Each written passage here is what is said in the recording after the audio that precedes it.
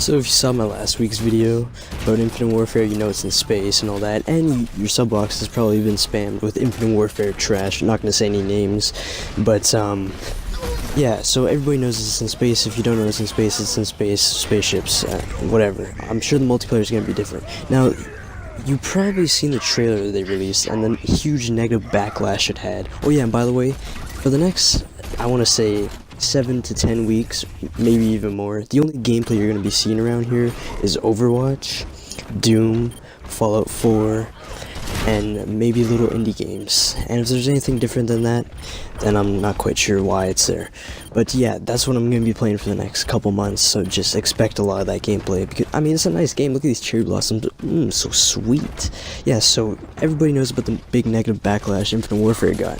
Now everyone's like, oh my god, Modern Warfare is going to be the only reason I get Infinite Warfare. I'm just going to buy Infinite Warfare so I can get Modern Warfare and sell Infinite Warfare. Yeah, I've heard it all.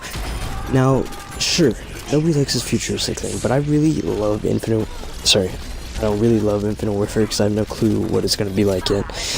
And that's why I'm making this video, because a lot of people are showing negative hate against Infinite Warfare, but nobody really knows what's going to be. People have to understand that that was just the campaign. Sure, they went up into space.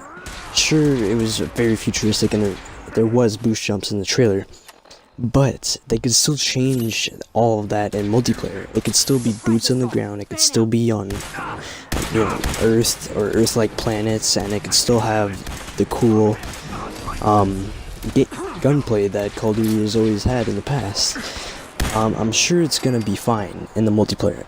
Until they release the multiplayer trailer, I'm not going to show any hate towards this game. And the cool thing that Infinity Ward did this year is they gave us a very futuristic game and a very modern game, which is fantastic.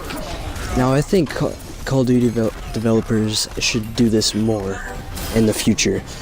They're getting 3 years to develop games, and even if they only remaster one of their older games, I don't know what Sledgehammer's going to do. I mean, nobody wants to remaster Advanced Warfare, but I think Call of Duty developers should remaster one of their older games that have had a lot of success, and they've been in the past, or they have been modern, and they should release a futuristic game, because a lot of the community actually likes the futuristic garbage, and a lot of people, the majority of people, like the modern stuff.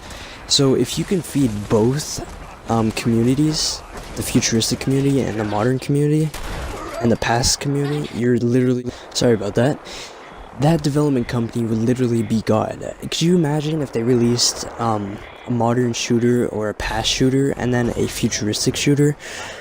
That would be amazing.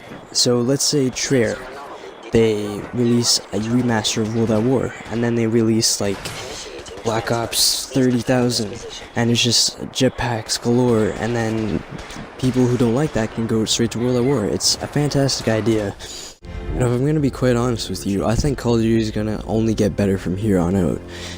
I'm not quite sure if they're going to do any more futuristic stuff in the future Call of Duties, but if they do, please release a remaster or a Call of Duty game that everybody will enjoy on the side.